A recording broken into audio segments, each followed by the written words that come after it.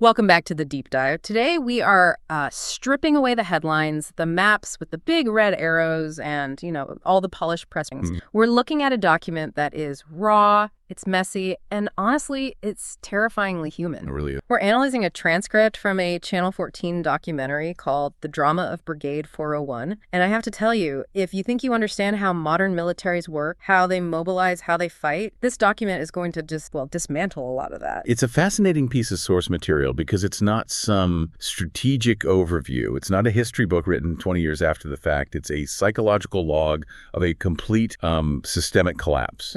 We are looking at the 401st Armored Brigade, one of the most advanced heavy armor units in the Middle East, essentially winging it. Winging it is really putting it mildly. The thing that grabbed me immediately, right in the first few lines of this transcript, is the level of just existential. Right. You have a senior commander saying, and this is a direct quote, "We didn't know if the state of Israel would survive." That is the hook. That is the frame for everything that follows. It's so jarring. You expect bravado from tank commanders. You expect we will crush them or we have the situation under control. Sure, the usual tough talk. But here you have senior leadership admitting that on the morning of October 7th, the question wasn't, how do we win? It was, will the country still be here next? And that sets the stage for the mission of this deep dive. We aren't here to recount the timeline day by day. No. We're here to understand the human experience of that specific chaos. We're looking at what happens when a high-tech military machine is forced to operate in a state of total improvisation. You mentioned the fog of war. Exactly. Yeah. Not as some concept in a textbook, but as a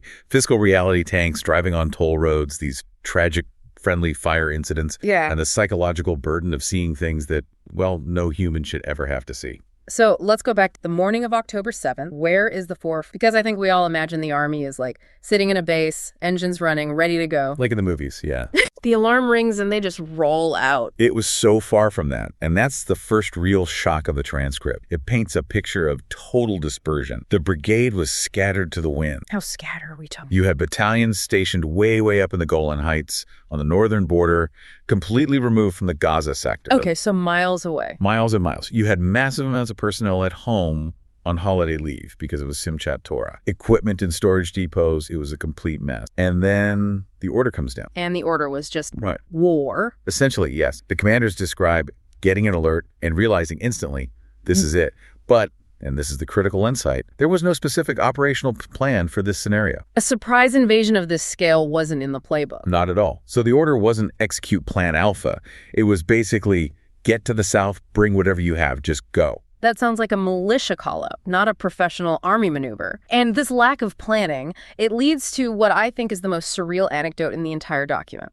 Oh, I know what you're going to say. We have to talk about the Highway 6 incident. Laughing slightly. This is the perfect example of the breakdown. So for context, the 401st operates the Merkava Mark IV tank. This is a beast. It's about 65 tons. It has steel track. It's designed for off-road combat, not asphalt. And just to be clear, you don't just drive a 65-ton steel-tracked vehicle on a civilian highway. Never. I mean, you would be court-martialed. It destroys the asphalt. It consumes fuel at an insane rate. It shakes the crew to death. Usually you load them onto heavy transporter trucks. But on this morning, there are no trucks. The logistics system is either overwhelmed or it just doesn't exist in that moment. So the commanders make a decision that would be an insane offense on any other day. We're driving the tanks. On the toll road? On Highway 6, yeah. The main north-south artery of Israel. And here is where the transcript gets just wild. The brigade commander starts getting phone calls in the middle of the night. From who? His superiors? No, from the police and the highway administration. And they're absolutely losing their minds. I think you're kidding. They're screaming at him, "You have tanks driving on Highway 6. You are tearing up the road. You need to stop immediately." That is, talk about a disconnect. You have a commander trying to save the country from an invasion, and the highway patrol is worried about potholes. It shows how slowly the reality of total war sinks in for the civilian infrastructure, The commander's trying to explain, we are at war. We are not stopping. And what do they say? The police respond with something even more bizarre. They say, we are watching the cameras. Your tanks are stopping at the rest stops. Wait. They were stopping for what? Yes, the tank crews were pulling these 65-ton war machines into the highway service station to get coffee. No, you're making that up. I am not. The transcript is explicit. They were stopping for espresso. That image, it just breaks my brain a little bit. You have the most advanced armored vehicles in the world rushing to prevent a national collapse, and they're queuing up for a cappuccino next to a family sedan. It sounds absurd, but let's peel that back for a second. It tells us two things. One, the physical reality. These guys were exhausted, operating on pure adrenaline, driving these massive machines for hours. They needed the caffeine just to function. Okay, that makes sense. But two, it shows the psychological twilight zone they were. They were transitioning from peace to apocalypse. And in that middle ground, you still stop for coffee. It's muscle memory. It's routine trying to assert itself in the middle of chaos. And the police didn't know what to do with them. The police actually threatened to engage them. The transcript mentions the police saying, "We see the cube of the terrorists we want to engage." They were confusing the Israeli tanks with the enemy. Wow. That is the level of chaos we are talking about. They couldn't distinguish friend from foe, even on a highway in central Israel. So they finally managed to get off the highway without getting shot by their own. They arrive in the south, and they head straight for Shadda. And this seems to be the moment where the coffee break mentality just slams into a brick wall. Svitro was the reality check, specifically the battle for the police station. Right, we've all seen the footage on the news, the Sitro police station taken over by terrorists. But hearing it from the tank commander's perspective in this transcript it's different. It is. He describes rolling up to this building. It's an Israeli government building. It has the blue and white flag. It has the police logo on the wall. And he receives the order to fire a 120 millimeter tank shell. That cognitive dissonance must be just off the charts. You spend your whole career defending these symbols, and now you're actively destroying them. The commander says it explicitly in the text. He says, "We are in a different event." He talks about seeing the symbol of the Israel police through his sights while he's destroying the structure to neutralize the terrorists inside. That's the moment the rules of engagement just evaporated. Completely. In a normal operation, firing on a civilian structure, let alone a police station, is unthinkable. It's a career end. He said, and I'm quoting here, "No one prepared us for a scenario where you take a tank, shoot at the Israelis." It's the psychological break. That was the moment they realized the old world was gone. They weren't peacekeeping. They weren't doing some targeted raid. They were in a fight for existence. And the symbols of state sovereignty, like a police station, had become enemy fortification, a complete inversion of their training. So once they cleared Sotero, the mission pushed them deeper south. They had to move towards the kibbutzim, towards the border. And this brings us to what the source calls the Road of Death, Route 230. Yeah. This section of the transcript is incredibly difficult to read, and I think for you listening, it's important to understand. Usually, military debriefs talk about tactics, flanking maneuvers, suppression fire, things like that. Yeah, the X's and O's. This debrief talks about sensory overload. It talks about the biological reality of a mass. The thing that kept coming up again and again in the text, smell. Yes. One commander notes that no matter what you were told in briefings, no matter how many movies you've seen, nothing prepares you for the smell of the arena. What did they describe it as? It's a specific visceral combination. Burnt metal, burnt rubber, fuel, and decomposing flesh. It's interesting you say that because smell is the strongest link to memory. These soldiers are saying that the smell is what haunts them more than even the sights. Absolutely. And the visuals they describe, they match that intent. You have soldiers who are tough, seasoned guys, reservists who have seen combat before, saying that what they saw en Route 232 changed them forever. There is a very specific analogy once that struck. It talks about the Holocaust. That was a heavy moment in the text. He said that for him, growing up, the Holocaust was always like a black and white movie. It was history, distant, archival footage from Europe in the 1940s. Right. It's something you learn about, not something you experience. But driving down Route 232, seeing the bodies, seeing the burnt cars, he said this was the Holocaust in color. The Holocaust in color. That is such a chilling phrase. It just collapses history right into the present. It implies that the safety they thought they had as a sovereign nation had just evaporated. And the source gets very specific about what they saw. It wasn't just bodies in the abstract. It was specific victims. They described seeing a mother in the backseat of a car, hugging her child, both of them shot. They described seeing a baby in its mother's arms with a bullet in the head near the Mafalsam Junction. And the young people from the Nova Festival. Found in fields of thorns. The transcript details how they had run into the fields to hide and were just hunted down. You know, usually in these military deep dives, we talk about strategy, about tactics. But here, the source material focuses so heavily on this trauma. Why does a military document spend so much time on it? Because it explains the mindset of the brigade going forward. You cannot understand the ferocity of the maneuver that followed without understanding what they saw on the drive-in. It changes everything. They weren't just following orders anymore. They were angry. They were horrified. When you see a baby shot in the head, your capacity for restraint or your interpretation of the mission, it changes fundamentally. It contextualizes the violence. But there's another moment in this drive south that I think is crucial to understanding the fog. It's an order from a commander that seems almost, despairing. You mean the turnaround order? Yes. Tell us about that. There is a moment where a commander, realizing the sheer scale of the slaughter on the road, he gives an order over the radio. He says, "Turn around, there is no one to save." Wow. There is no one to save. Imagine being a soldier rushing to the front, thinking you're going to be the hero, you're going to rescue families from their safe rooms, and then you're told, essentially, you are too late. The mission just changed under their feet. instantly. It shifted from rescue to clearing the area. That feeling of failure, of arriving after the fact, is something the source mentioned. It weighs on them heavily. They felt like they failed the civilians they were sworn to protect. So they move from this chaotic defense, this trauma on the road, and they shift into the offense. They enter Gaza. The source talks about the battles, Beit Hanu, Shah, Jamal, Rafah. This is where the machine really turns on. This is the shift to the maneuver. And if the drive south was about emotional shock, the maneuver was about intensity. The source mentions that in the first 3 days of the offensive, they fired something like 500 to 600 shells. 500 to 600 shells 3 days? That is an insane amount. It's a wall of fire. But even with all that power, things go wrong. And the transcript zooms in on a specific incident in the Shati refugee camp that illustrates just how fragile these it's the track. Walk us through this, because for a civilian like me, a thrown track sounds like a flat tire. You pull over and call for a tow truck. Laughing darkly. Right, except you were in the middle of a dense urban war zone. Yeah. And no one's coming to help. So it's 8:00 a.m. They were deep in hostile territory. And a tank throws a track. This is mechanical failure where the metal tread just peels off the wheels. And without the track, the tank is useless. It can't move. It can't move. It becomes a stationary 65-ton pillbox. And in urban warfare, a stationary tank is a target. It allows the enemy to swarm. And that's exactly what happened. It turned into a 10-hour rescue battle. They are under constant fire trying to fix this massive piece of machinery, which requires heavy sledgehammers and just brute force while terrorists are swarming. What does that look like? The source describes men in black shirts coming at them from alleys, from windows. And tragically, this is where they took casualties. This is where Yaakov Ozuri was killed. Yes, he was in a tank from Company Z, a reservist unit. The source says an explosive device was placed directly on the tank. It's just terrifying to think about the proximity. They aren't fighting from miles away. Someone literally walked up to the tank and placed a charge. It highlights the nature of urban warfare. It's 360 degrees, it's vertical. But there's another aspect of this chaos that the documentary addresses very bravely. Which is? Blue on blue, friendly fire. I was surprised by how open they were about this. Usually armies try to bury these stories. It's embarrassing, it's tragic. But here, they list specific incidents. They do, and it's crucial for you to understand why this happens. You have thousands of soldiers, tanks, aircraft, all operating in a dense city.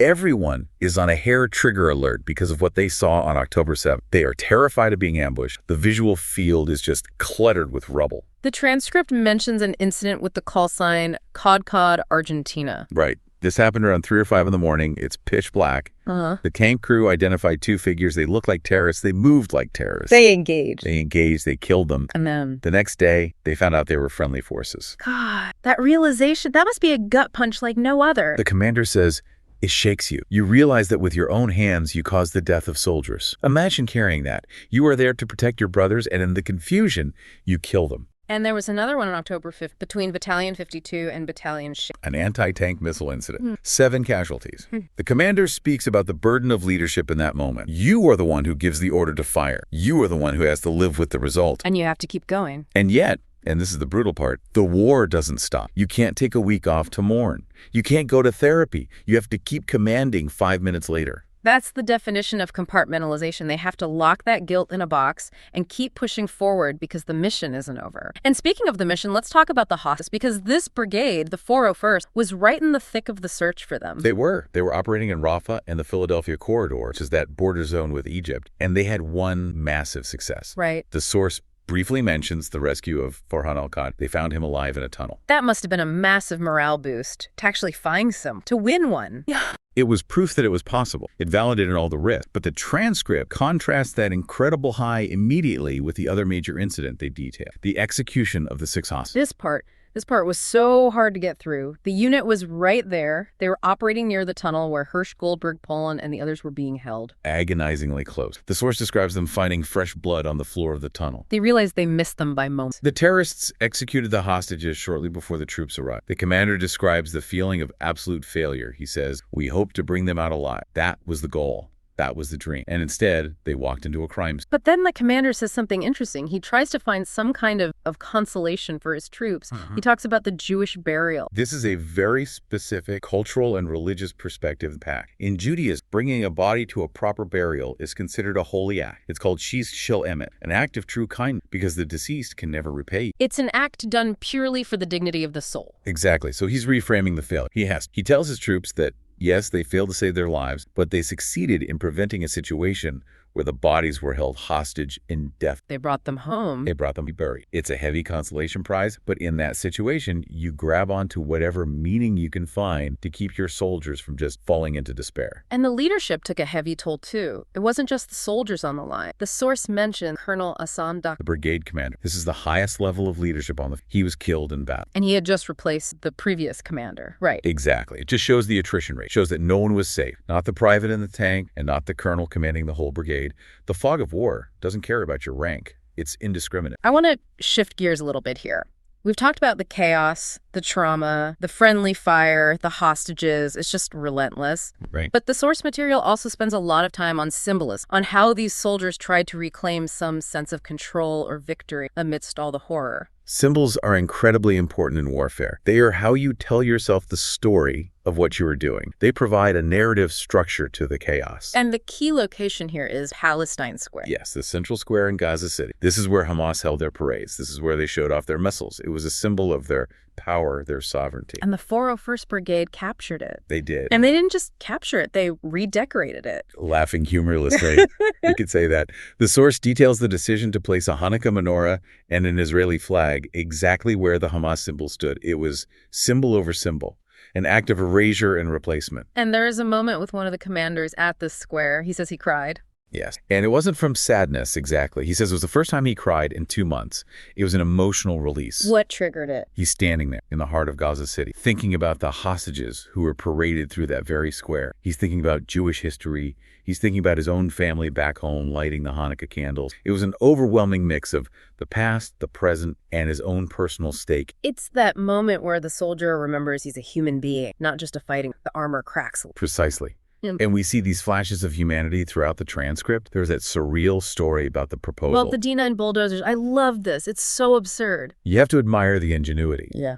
A soldier wants to propose to his girlfriend, but he's in a war zone. So what does he do? He gets the D9 operators. These are giant armored bulldozers, usually used for clearing mines or rubble. To maneuver their vehicles into the shape of a heart. Into the shape of a heart. Yeah. In the middle of a combat zone, in the middle of all the dust and the danger. It's absurd, but it's also really touching. It's like they are trying to force life to happen in a place of death. They are asserting that there is a future worth proposing. It connects to that concept of the brotherhood that's mentioned in the text. Right. The soldiers say they couldn't survive without each other. One soldier says, "You are never alone in the tank." That bond is the only thing that keeps him sane. When the world outside is hostile, the inside of that tank becomes a sanctuary of trust. It's a very intimate environment. You are practically sitting on top of each other. So as we look towards the end of this deep dive, the source material touches on the day after, or at least the mindset after.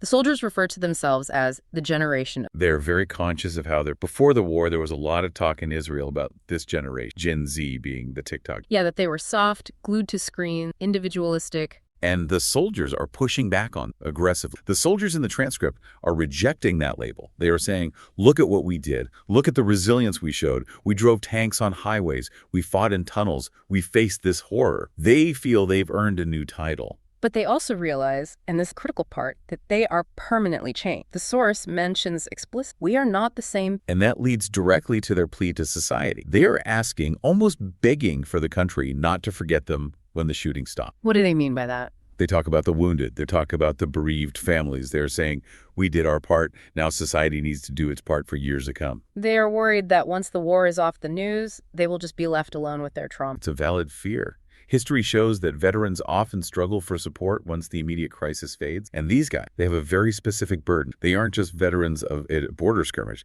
They are veterans of a systemic collapse. That brings us to the end of the source. It's an incredible journey from, an espresso on Highway 6 to the blood in the tunnels of Rafah. It is this duality of a fierce military machine and the incredibly vulnerable humans inside. It really is. It's a story about a system that collapsed and the individuals who had to step into that void to hold it all together. So here is the final thought I want to leave you with today. The source mentions repeatedly that these soldiers have seen the Holocaust in color. They have seen things that no human being should ever have to see. And they have done things that no human being ever wants to do. Exactly. So when the tanks eventually park and the engines turn off for the last time and these guys go back to their jobs as accountants or students or tech workers, how does a society reintegrate a generation that carries that specific weight? The battle on the ground in Gaza might end, but the battle for normalcy for these these individuals is really just beginning. That is the real challenge, isn't it? The war doesn't end when the soldiers come home. It just changes location from the battlefield to the living room. Heavy stuff. That's Zip Dive.